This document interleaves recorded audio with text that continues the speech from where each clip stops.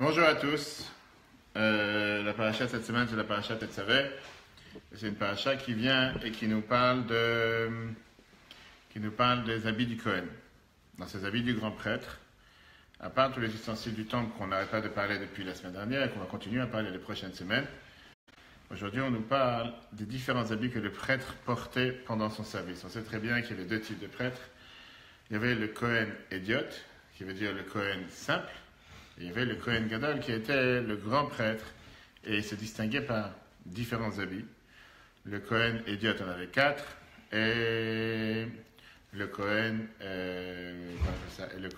simple, le grand prêtre, il en avait 8. Quelle différence avec les différents habits? Le grand prêtre, il avait 4 habits que le prêtre simple n'avait pas, qui étaient le Choshen, le pectoral, sur lequel il y avait les 12 pierres précieuses, ou sur lequel était gravé le nom de chacune des tribus avec des couleurs différentes, avec, bien sûr, ça avait l'air de quelque chose de magnifique, mais c'était surtout l'aspect par lequel on allait après interroger Dieu à chaque fois qu'il y avait une dispute, à chaque fois qu'il y avait un débat, à chaque fois qu'il y avait une décision à prendre. Il y avait le éphod, qui était la tunique, le tablier, qui était mis par l'arrière avec les 2 pierres précieuses qui étaient au-dessus, qui étaient pareil des pierres de Shoham, dans lesquelles il y avait 6 noms d'une tribu sur un côté, 6 noms des 6 autres tribus sur l'autre côté, 6 et 6. On va tout de suite voir la différence.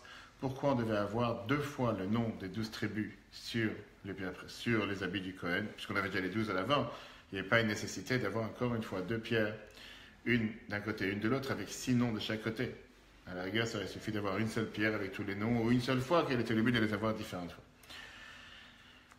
Il avait aussi le tzitz, qui était le bandeau en or, et le choshen le tzitz, et après on dit qu'il avait aussi cette fameuse tunique, ce meïl, sur lequel il y avait les différentes clochettes, les différentes cendriers. C'était le cours précédent qu'on a donné tout à l'heure à 13h, dans lequel on a expliqué la particularité de cet habit, où en bas, au pan du manteau, il y avait ces clochettes qui étaient là pour faire du bruit, séparées avec ces formes de grenades d'après Rashi, ou bien ces formes de pommes d'après Nachmanide, et qui étaient pas seulement pour la décoration, comme on a vu tout à l'heure. L'idée, elle était pour pouvoir faire du bruit quand il était en train de faire son service. Comme on a dit aujourd'hui, quand tu rentres dans des restaurants chinois ou certains anciens magasins, tu as ces clochettes à la porte, et dès que tu ouvres la porte, tu entends le bruit. Aujourd'hui, on est plus sophistiqué qu'à l'époque. Ça se peut que ça continue aujourd'hui dans certains endroits. L'idée de faire savoir que quelqu'un est là. Pareil, quand le grand prêtre travaillait dans le temple, il y avait l'idée de savoir qu'il y a quelqu'un qui est présent, il y a quelqu'un qui est là. Et donc, pour voir ce qu'on vient de dire tout à l'heure, en attendant que tout le monde arrive, quel était le but d'avoir ces clochettes? Quel était le but d'avoir ces éléments dans l'habit du temple, dans l'habit du grand prêtre? Il y a un débat entre Rashi et Ramban. Est-ce que ça représentait à des grenades ou ça représentait à des pommes? Et le rabbi qui nous explique comme quoi ça représente 2 différents types du peuple juif. Dans Shir HaShirim, les cantiques des cantiques, qu'on a l'habitude pour les Sfaradim de dire tous les vendredis soirs avant Shabbat, la catégorie des tzadikim, des justes du peuple juif, est comparée à des pommes. La catégorie des fauteurs du peuple juif, ou ceux qui ont peut-être des mitzvot, mais ce n'est pas encore dévoilé, c'est comparé à des grenades. Et alors, le grand prêtre n'avait pas le droit de rentrer dans le temple sans inclure toutes les catégories du peuple juif. Si jamais il disait qu'il veut rentrer, à condition qu'il a avec lui seulement l'élite, seulement ceux qui font que des mitzvot, seulement ceux qui ne font pas de péché, seulement ceux qui font les choses de la manière la plus correcte. Mais s'il y a quelqu'un qui fait des erreurs, s'il y a quelqu'un qui est tombé, s'il y a quelqu'un qui a des épreuves, s'il y a quelqu'un qui a des difficultés, lui, il ne peut pas être inclus. Il était passible de peine de mort. À tel point qu'on dit qu'il ne pouvait pas rentrer dans le temple sans cette tunique, sans ce manteau sur lequel il y avait les différentes clochettes et les grenades en bas du manteau. Il était obligé d'inclure tout le monde. Il ne pouvait pas servir dans le temple sans un de ces éléments, sans un de ces habits avec lesquels il était censé servir Dieu. C'est comme un plombier ne vient pas sans ses habits, un pompier ne vient pas sans ses habits, un dentiste ne vient pas sans ses habits, et quelqu'un qui travaille chez EDF ne vient pas sans ses habits. Il y avait une fois au travail, j'ai passé un feu, il y avait un début de feu dans le compteur électrique qui était tout neuf. Et apparemment, ce qu'il m'a expliqué, c'est qu'avec les vibrements des camions qui passent dans la rue, les fils électriques se sont peut-être défaits, et ça fait qu'il y a un début de feu. Donc moi, j'ai vu des flammes sortir, c'était un moment où j'étais juste présent. J'ai fermé le compteur et j'ai appelé EDF. J'ai appelé les pompiers qui devaient venir changer parce que le compteur avait cramé. Il fallait voir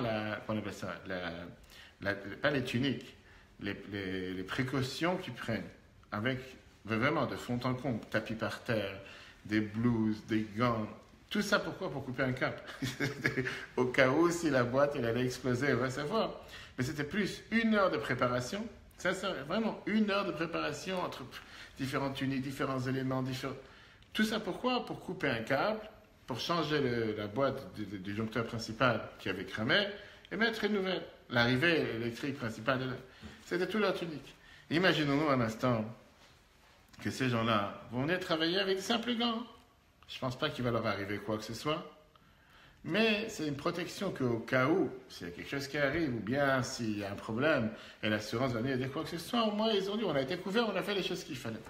Exactement la même chose, on avait le devoir quand on travaillait dans le temple. Ça n'existait pas le grand prêtre qui pouvait venir et dire, je vais travailler avec différents habits ou moins d'habits. Imaginons-nous aujourd'hui qu'un dentiste va venir travailler dans son cabinet avec costume, cravate, il n'y a pas forcément à avoir sa tunique. Je ne pense pas qu'on va lui en vouloir. Ou une infirmière qui ne va pas avoir sa blouse blanche. Ou un chirurgien qui va venir avec costume, cravate. Est-ce que c'est interdit? Je ne sais pas. Est-ce que, point de vue hygiène ou point de vue code de vestimentaire dans l'hôpital, il doit forcément avoir les habits comme tout le monde? Ou bien c'est plus pour être plus agréable, ou être plus facile, ou pouvoir bouger d'une manière plus facilement. En tout cas, il devait avoir ces différents habits. Dans cette paracha, on nous dit que le grand prêtre, comme on l'a dit tout à l'heure, il avait 2 éléments dans lesquels, parmi les 4 qui se distinguaient du prêtre simple, qui étaient le pectorat, le choshen et le éphod, cette fameuse tablier qu'il avait, qu'il mettait par l'arrière avec ses pierres précieuses. Donc, regardons d'abord quels sont les différents habits. Il avait le michnasaim, le pantalon. Ktonet, qui était la tunique. Avnet, il avait la ceinture qu'il mettait au milieu, qui était très très longue. Mitznefet, il avait ce turban, comme on peut voir aujourd'hui à New York avec les taxis pakistanais, on peut les voir ça régulièrement. On peut voir ça, on ne voit pas ça régulièrement en France, on ne voit pas trop, mais en tout cas à New York c'est très répandu. À l'époque c'était dans le temple. Il avait le meïl, qu'on vient de voir, cette fameuse robe, cette fameuse tunique où il y avait les grenades et les clochettes qui sonnaient au bout. Il avait le choshen, le pectorat, le éphod, le tablier par l'arrière, et le tzitz, qui était le ruban en or sur lequel il y avait le nom de Dieu qui était inscrit, et tout ça, ça donnait toute la gloire et toute la beauté du grand prêtre. On ne va pas aujourd'hui analyser tous les habits du Kohen, parce qu'on va parler des heures et des heures sur comment c'était fait, pourquoi ils devaient les porter, de quelle manière, comment est-ce qu'ils étaient avec des fils d'or, ou est-ce qu'ils étaient juste de lin, quel service ils devaient faire dans le temple avec tous les habits, quel service seulement avec les habits en lin, quel service avec les habits en or. Et ça, c'est d'ailleurs ce qu'on lit dans la prière de Kippour. Tout celui qui a lu une fois la prière de Kippour en français. On parle régulièrement de tout ce qu'il faisait faire le grand prêtre le jour de Kippour. Combien de fois il devait aller au mikvé, combien de fois il devait changer ses habits. Différents services étaient faits avec différents habits, comme tu as aujourd'hui dans n'importe quelle autre société. Parlons aujourd'hui des 2 principaux, on va dire, qu'on remarque tout de suite qu'ils étaient flagrants dès qu'on regardait le Kohen. Le premier était le choshen, qui était le pectorat, qui était placé sur son cœur, sur lequel on a dit il y avait les 12 pierres précieuses. Sur chacune des pierres était gravé le nom des 12 tribus, Reuven, Shimon, Lévi, etc. Différents noms de pierres précieuses, Odem, Piteda, Bareket, jusqu'à ce qu'on avait la pierre du Shoham qui représentait Yosef, important de se rappeler pour après, jusqu'à la pierre de Binyamin, il y avait multicolores, des diamants particuliers. Le deuxième habit que le Kohen avait qui était différent, c'était un tablier. Quel type de tablier? Alors c'est rare de voir aujourd'hui quelqu'un qui met un tablier par l'arrière. En général, un cuisinier ou quoi que ce soit qui met un tablier, c'est en général par l'avant. Là, c'est un tablier qui était par l'arrière et qui était fermé par l'avant, avec les bretelles, sur les bretelles en haut, on avait ces 2 pierres précieuses. Et ces 2 pierres précieuses qui étaient le Shoham, 2 bretelles, ces pierres Shoham qui étaient placées en haut. D'un côté, on avait 6 noms d'une tribu, de l'autre, 6 noms de 6 tribus, et de l'autre côté, 6 noms de 6 autres tribus. Quand on voit les versets, on voit que le but principal, pourquoi il fallait placer ces pierres précieuses sur le Kohen avec le nom des 12 tribus, c'était littéralement pour se rappeler du nom de tout le peuple juif. Clairement, parce que la Torah, elle veut que quand le grand prêtre il rentre dans le temple, il a les noms avec lui de toute sa famille. Je ne sais pas si aujourd'hui, quelqu'un, quand il marche dans la rue, il doit forcément avoir le nom de sa femme et ses enfants sur son porte-monnaie, sur son portefeuille pour se rappeler de leur nom. Mais là, la Torah te dit c'était les Ikaron, Ifnei Hashem, pour se rappeler devant Dieu. Et le fait qu'on avait ces noms gravés sur le tablier du Kohen, Venassa, Aaron et Shmetam, la Torah répète une deuxième fois, Aaron devait porter leur nom, l'Ifnei Hashem devant Dieu, à l'acheter ses femmes sur ses 2 épaules, les Ikaron pour s'en rappeler encore une fois. Et quand on nous parle du pectorat, il dit encore une fois la même chose. Venassa, Aaron et Shemot Israël, Aaron devait transporter les noms du peuple juif, des enfants juifs, le Choshen HaMishpat sur le pectorat qui était sur son cœur, Bevo et la Kodesh, quand il rentre dans le sein, les Ikaron, l'Ifnei Hashem Tamid. pour se rappeler devant Dieu tout le temps le nom des 12 tribus. Question. Quel est le but d'avoir, pas seulement une fois, mais 2 fois, les noms de tous les 12 tribus gravés sur le grand prêtre pour pouvoir s'en rappeler ou les mentionner devant Dieu? Et si jamais ils ne seront pas sur les habits, s'ils seront sur un papier, ils ne seront pas là? Ça va t'arriver? Monsieur bonjour.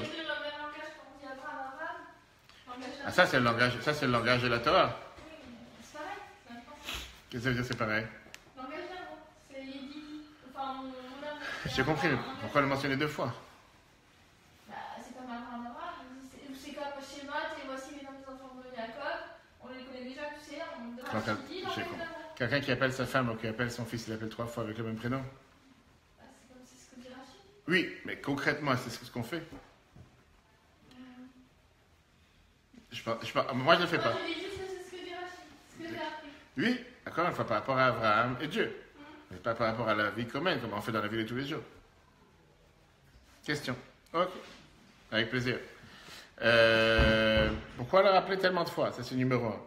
Numéro 2, pas seulement le rappeler tellement de fois, c'est surtout pourquoi tu as cette distinction qu'une fois tu as un habit qui est fait avec 12 pierres, et une fois que tu as un habit qui est fait avec 2 pierres dans lesquelles tu as 6 pierres d'un côté, 6 noms d'un côté, 6 noms de l'autre. D'accord? Et la différence, encore une fois, quand on commence à analyser la différence de ces habits, on voit que dans un, chaque nom est gravé sur une autre pierre. Alors que dans l'autre, tu as 6 noms sur la même pierre. Et si on commence à réfléchir, quel est le but? Tu veux t'en rappeler des noms? Pourquoi tu peux avoir un porte-clés sur lequel tu graves tous les noms? Pourquoi tu peux avoir une pierre sur laquelle tu as gravé tous les noms? Si tu veux me dire que chaque nom doit être un nom qui doit être distinct, qui doit être différent, parce que chacun représente un service de Dieu différent, chacun représente un attribut différent, peu importe, on sait très bien tout ce que les 12 tribus représentent, pourquoi tout d'un coup tu les mélanges quand ils sont en haut? Pourquoi quand ils sont sur les fautes, sur les tabliers, tout d'un coup il n'y a pas de différence? Tu as 2 bretelles, tu ne veux pas qu'il y ait des différences entre les deux, tu mets une d'un côté et une de l'autre, que ça t'arrange. Et à la rigueur, tu n'as qu'à lui mettre un pendentif. De toute façon, personne de normal va comme ça dans la rue, avec des diamants tout autour. Mais lui, un pendentif, avec les 12 tribus, et tu as fini l'histoire. Qu'est-ce que tu as besoin d'avoir ici 6 d'un côté, 6 de l'autre? Et tout d'un coup, tu peux les mélanger. Alors que quand ils sont à l'avant, tu n'as pas le droit de les mélanger. Chacun séparé, chacun différent. Qu'est-ce qui vient à l'idée? Ça demande à réflexion. Bonjour. Comment ça va? Ma femme? Est-ce qu'on connaît les habits du Cohen? Les amis? Les habits. Ah non. Les habits que le grand prêtre avait sauvés. On vient de voir les différents habits que le grand prêtre il avait. Bonjour, bonjour, bonjour, bonjour. Comment ça va? En forme? Alors, je vois que sur la montre ici c'est exact, mais sur la mienne c'est 3 minutes de retard. Ah non, moi je crois que... Elle a retard. Il n'y a pas de souci, avec plaisir. On parle des habits du Cohen, des habits du grand prêtre. Les habits du grand prêtre, ils avaient différents éléments bizarres, si on peut dire, qui ne sont pas la norme. On est en train de débattre sur le choshen, le pectorat, qui a été placé sur le corps, à l'avant, sur le cœur, avec les 12 pierres précieuses sur lesquelles il y avait chaque nom de chacune des 12 tribus gravées sur chacune de ces pierres précieuses. Et il avait à part ça un tablier qui mettait par l'arrière, avec les 2 bretelles qui revenaient par le haut, sur lesquelles en haut il y avait 2 pierres précieuses, Shoham, des pierres de Shoham, sur lesquelles il y avait 6 noms gravés d'un côté et 6 noms de l'autre. On a vu que ça, c'était 2 habits différents du Cohen simple, dans lesquels il se distinguait des autres. Parmi les 4 qu'il avait, on est en train de débattre, essayer de comprendre quel était le but d'avoir 2 fois le nom des 12 tribus gravés sur le Cohen. Et surtout, pourquoi une fois on a les 12 avec une distinction, chaque pierre, chaque diamant qui représente un autre tribu, alors qu'en haut, on a 6 d'un côté et 6 de l'autre. Alors tout à l'heure, il y avait Tatiana qui avait dit comme quoi Dieu, quand il parle dans la Torah, il veut montrer qu'il admire quelqu'un, il appelle 2 fois par son prénom. Je ne pense pas qu'aujourd'hui, quelqu'un qui appelle sa femme ou son mari, parce qu'il l'aime tellement, il appelle 3 fois par son prénom à chaque fois. Et de l'autre côté, pourquoi pas avoir un pendentif sur lequel s'aggravaient toutes les pierres, tous les noms, et une seule fois? Puisque de toute façon, le Cohen marchait avec différents diamants. Quel était le but d'avoir ici 2 fois, une fois les 12, et une fois 6 et 6? Si tu veux montrer qu'il n'y a pas de distinction entre les deux, que tous les 12 tribus, ça se vaut, autant les avoir sur une pierre. Si tu veux montrer que chacun il a sa manière de servir Dieu, chacun il a son travail, autant garder cette distinction qu'il y a sur les 12 pierres à l'avant. Quel était le but et pourquoi à l'avant ils sont avec chacun sa pierre? Pourquoi en haut ils sont avec 6 et 6? Ça c'est le test. Il y avait 2 pierres, une pierre sur laquelle tu avais 6 noms et l'autre pierre tu avais 6 noms. On a séparé 6 et 6. Et là, tu as les 12 différents. Et quel est le but de les rappeler 2 fois? À quoi ça sert de les rappeler 2 fois? Comme j'ai dit, tu as des enfants, tu as une femme, tu as un mari, tu n'as pas besoin d'avoir 20 fois son nom gravé quelque part. Je ne parle pas de ceux qui font des tatouages et qui veulent graver sur chaque endroit du corps, se rappeler qu'ils risquent d'oublier le nom de ceux qu'ils aiment, jusqu'au jour où ils se séparent et ils ne savent pas comment l'enlever. Ça, c'est un autre débat. Réponse? Un pendentif avec 12 pierres, avec 12 noms, c'est pas plus simple? Moi, je sais que le fait d'avoir 12 pierres avec un nom à chaque fois, c'est que des fois, quand on questionnait pour savoir de quelle tribu devait faire telle chose, et ben, Dieu faisait en sorte qu'une des 12 pierres s'allumait. D'accord. Ça répond pourquoi on a 12. Ça ne dit pas pourquoi on a 2 fois 100%. pierres avec 6 chacune et pourquoi on écrit 2 fois. Exact. Ça. La réponse est très simple. 2 types de servir Dieu. 2 manières de servir Dieu. Tu as des gens qui servent Dieu par envie, par désir, par compréhension, par affiliation, par sentiment, par amour, par volonté et par tous les autres termes que tu peux exister sur Terre. On va dire avec joie et avec enthousiasme. Ils ont envie de le faire. Tu as des gens qui ne sont pas là. Qu'est-ce que ça veut dire ils ont envie de le faire? C'est-à-dire qu'ils vont s'assimiler avec la mitzvah qu'ils sont en train de faire. Ils vont se sentir à l'aise avec ce qu'ils font et ils sont intéressés à le faire. Tu as des gens qui font les choses à contre-cœur. Il ne faut pas qu'ils ne les font pas. Ils les font.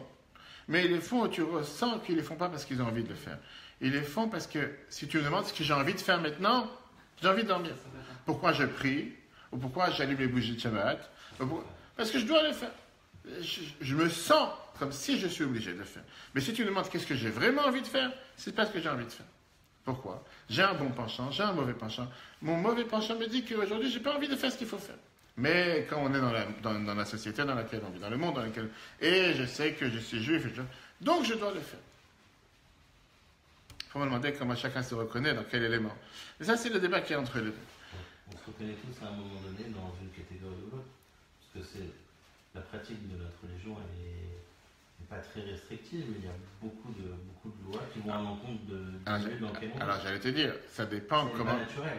Ça dépend comment tu prends les choses. Pas seulement ça dépend comment tu prends les choses, ça dépend... Est-ce que, par exemple, quelqu'un considère que Shabbat, c'est une contrainte, ou Shabbat, c'est un jour qu'on aurait dû le monde entier le faire. Et la réalité, elle est que quand tu entends des autres personnes parler de Shabbat, c'est merveilleux de voir que vous avez un jour dans lequel vous pouvez vous déconnecter. C'est ce qu'aujourd'hui, dans le monde réel, les psys vont t'expliquer comment c'est tellement important de pouvoir se déconnecter, alors que quand tu parles à un juif, le Shabbat, il dit « Quel enfer, je ne peux pas rien faire, tout est interdit. » Faux. Shabbat, pas tout est interdit, Shabbat, tout est permis, de manière différente. Mais tout est permis. Tout dépend de la manière comment quelqu'un y perçoit les choses. J'aurais dit, ça dépend beaucoup plus du psychisme d'une personne, de la manière comment quelqu'un y conçoit les choses. Et c'est sûr que tu regardes la Torah à premier abord, quelqu'un va dire, tellement d'interdits. Et moi, j'allais te dire, c'est pas forcément tellement d'interdits, c'est tellement de protection. Comment ça se fait que dans chaque route que je tourne, il y a un stop, il y a un feu rouge? Pourquoi ça ne serait pas ouvert à tous sans limite? Parce que la réalité, elle est que sans ça, tu ne pourrais pas conduire. Tu es obligé d'avoir un stop, tu es obligé d'avoir un cédé de passage, tu es obligé d'avoir un feu rouge. Est-ce que ça s'appelle une contrainte? Non, ça donne la liberté de pouvoir conduire. Donc, encore une fois, tout dépend dans la conception comment la personne elle prend. Il y a une personne qui sert Dieu avec la face. Qu'est-ce que ça veut dire avec la face? Avec joie, avec enthousiasme, il est face à face avec Dieu. Bon, en français, on dirait qu'il est en phase. C'est ce qu'il est, c'est ce qu'il cherche à faire. Ça lui fait plaisir de faire une mitzvah, il adore faire ce qu'il fait, il veut le faire. T'as quelqu'un qui sert Dieu avec l'arrière. Qu'est-ce que ça veut dire avec l'arrière? Comme s'il a le dos envers Dieu. Il ne donne pas sa face. Qu'est-ce que ça veut dire dans le dos? On dit dans la Torah, Acharei Hashem Elokechem telechu. Tu dois marcher derrière Dieu. Qu'est-ce que ça veut dire marcher derrière Dieu? Ça dévoile le sentiment que tu fais les choses par force. Je suis traîné. On me traîne et c'est pour ça que je le fais. C'est pas que je suis le traîneur, celui qui va le faire, qui va encourager les autres à faire, qui va être encouragé. Je le fais parce que j'ai pas le choix, je dois le faire. Quand on est sorti d'Égypte, on n'était pas intéressé. Pas se la face. On est sorti d'Égypte, on était dans les 49 niveaux d'impureté les plus grandes, à tel point que la Torah te dit qu'on devait s'enfuir d'Égypte. Kibaracham. Le peuple devait s'enfuir. On n'était pas ici intéressé à faire ce que Dieu voulait. À la rigueur, si Dieu ne serait pas venu nous faire sortir d'Égypte, on aurait. La preuve, elle est que beaucoup n'ont pas voulu sortir, ils sont restés. Et une fois qu'on est sorti, c'est pas qu'on a arrêté de poser des questions. On a tout d'un coup dit tout va bien. À peine sorti, on a commencé à se plaindre. On n'a pas d'eau, on n'a pas de viande, on n'a pas de pain, on n'a pas de quoi manger. On préférerait retourner en Égypte. Là-bas, on avait la belle vie, on était au Club Med. On a oublié qu'on vient de passer 210 ans d'esclavage, 86 ans de travaux forcés. On s'est dit que tout était bien, on aurait pu retourner en Égypte. Ça montre comme quoi C'était beaucoup plus quelque chose qui a été imposé sur nous que quelque chose qu'on a voulu de plein gré. On n'a pas cherché. Tu aurais dit on aurait pu rester là-bas, pourquoi pas?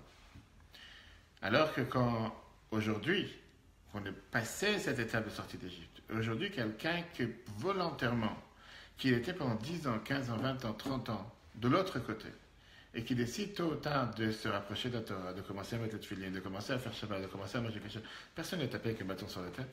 Personne n'est là pour lui dire c'est où ça, on va savoir ce qui va t'arriver. En règle générale, quelqu'un les fait de son propre gré. Et c'est pour ça que j'ai dit, dire qu'aujourd'hui quelqu'un il fait des choses forcées. Je ne pense pas qu'il y a quelqu'un qui se sent forcé. Personne n'oblige qui que ce soit à faire quoi que ce soit. Donc les gens ils demandent des fois la question, est-ce qu'on doit? Il n'y a pas le mot on doit. Bien sûr qu'un juif a Dieu, il attend de lui de faire 613 commandements. Avec ça, les 613 ne sont pas faits pour tout le monde. Hommes, femmes, enfants, kohanim, leviim, Shabbat, fêtes, etc. C'est ce que représente le tablier. Le tablier représente ces deux types de travaux qu'on avait, deux types de manières de servir Dieu.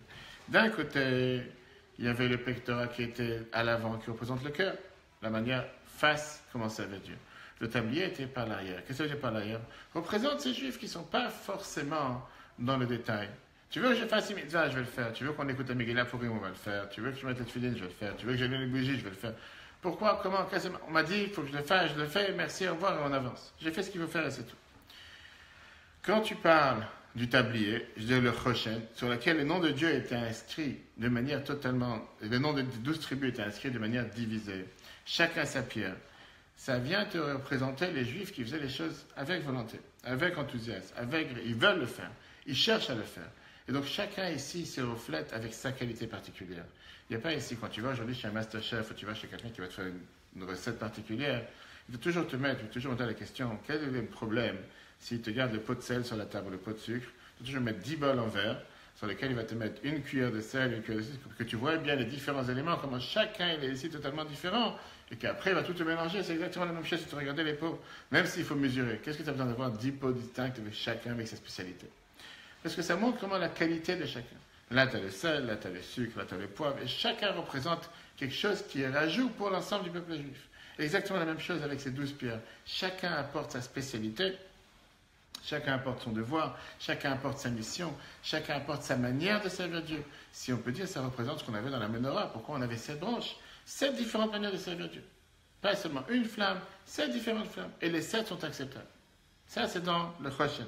Quand tu parles du Ephod, le Ephod qui est celui dans lequel représente ceux qui sont à l'arrière, cette fameux tablier, là-bas, il n'y a pas cette distinction.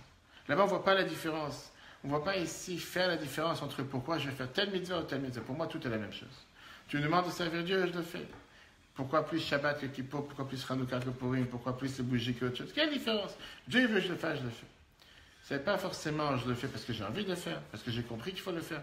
Dieu il a demandé, oui, malheureusement je suis juif, et j'ai un certain devoir, et je dois le faire. Et donc je ne fais pas vraiment la distinction qu'il y a entre les deux. Ce n'est pas forcément que c'est toujours pris pour le mal, parce qu'on va voir que parfois c'est aussi une qualité. Et c'est une des raisons pourquoi c'était sur le grand prêtre. Parce que parfois c'est bien de ne pas faire cette distinction.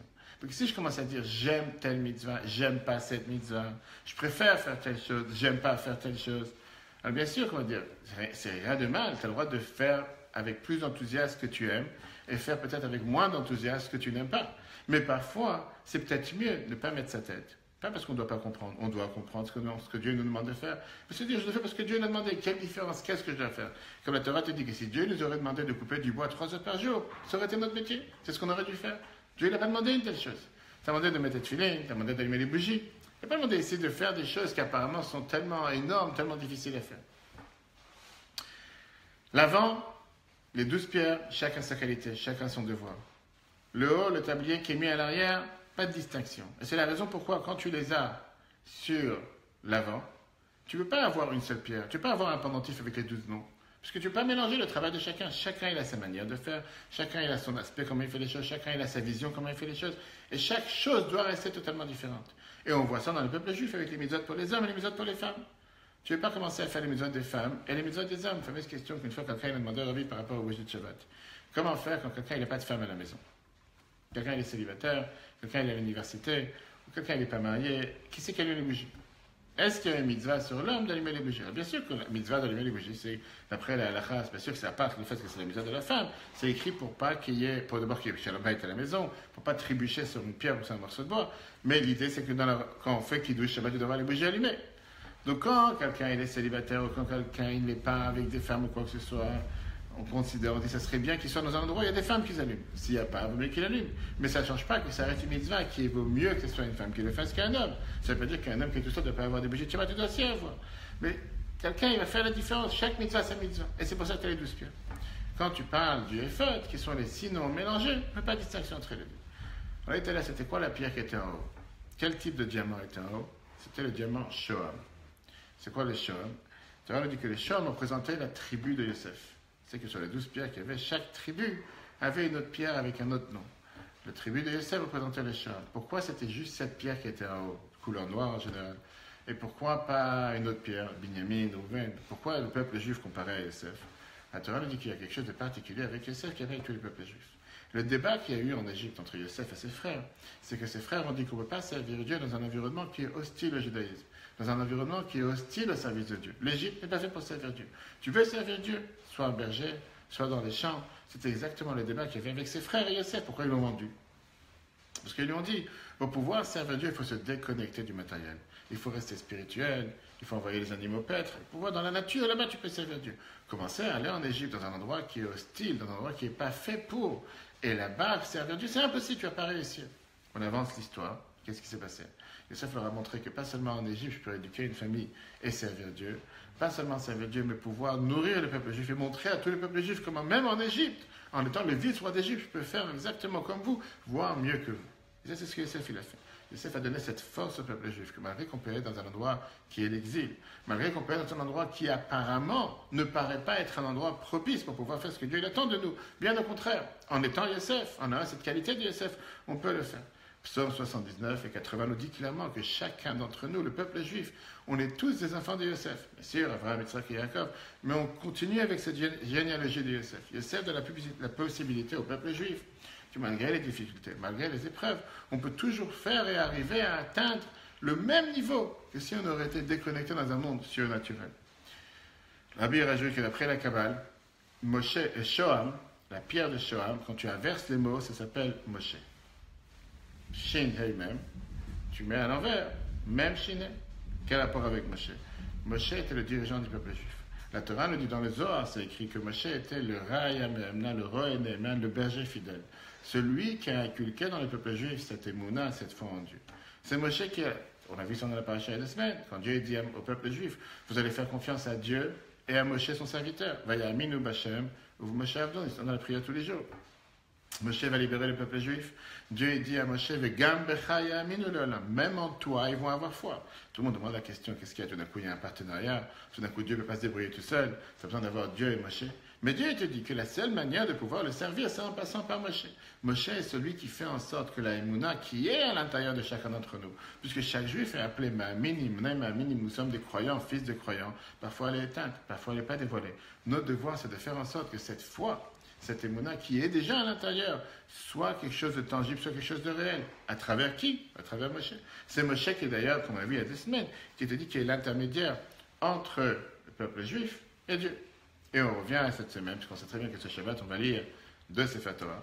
On sort le Sefer Torah sur lequel on lit la parasha Tetzavé. D'ailleurs, la seule parasha dans la Torah où le nom de Moshe n'est pas écrit explicitement, mais il est plus présent que dans tous les autres parashas, du fait que chaque 2e verset, c'est tu ordonneras, tu feras et tu diras.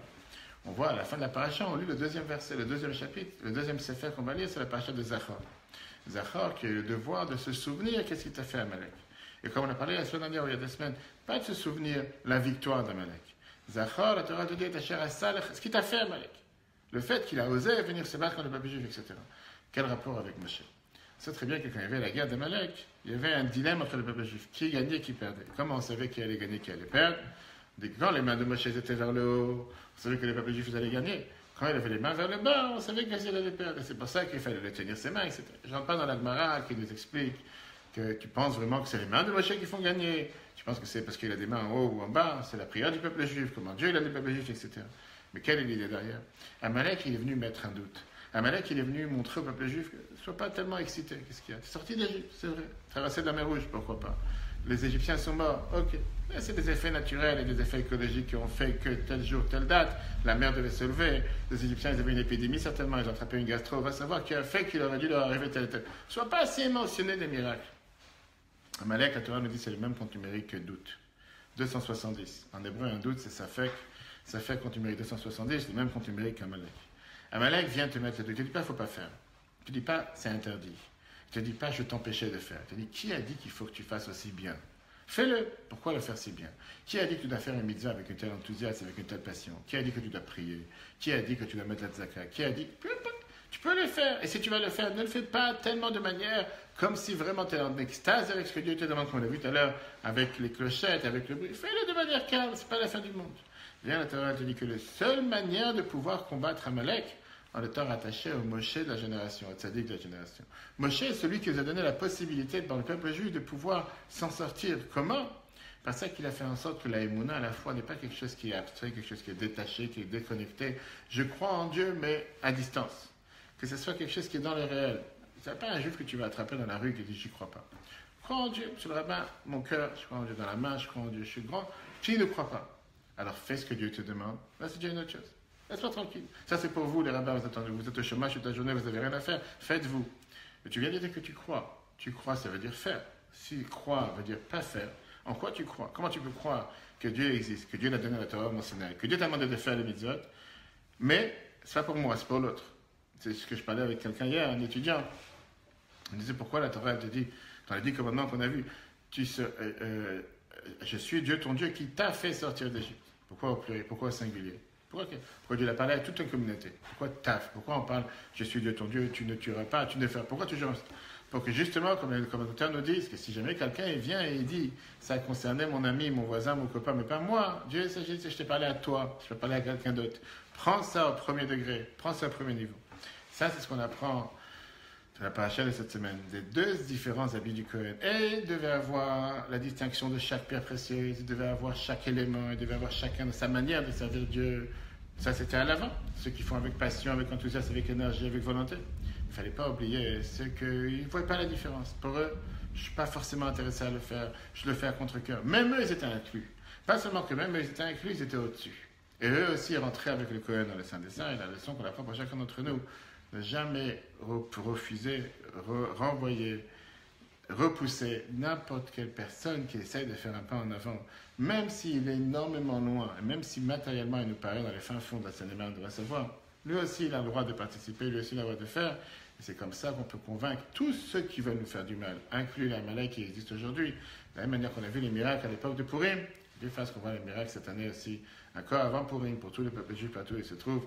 Appelons les différentes mitzvot de Purim, c'est Dieu le jeudi prochain, mercredi le jour de jeûne, mercredi soir on va écouter la Megillah, on a deux lectures avec travail à 19h30, 21h, jeudi matin l'office, jeudi matin la lecture de la Megillah, on peut écouter la Megillah toute la journée, Mishlach Manot, distribuer le jour de Purim au moins 2 à une personne, et Matanot l'avait venu me donner au moins la valeur d'un repas à 2 pauvres, et bien sûr le repas de Purim à la fin de la journée. Que Dieu fasse qu'on soit toujours unis que pour des occasions joyeuses, avec toutes les bénédictions du mois d'Adar pour tous les peuples juifs.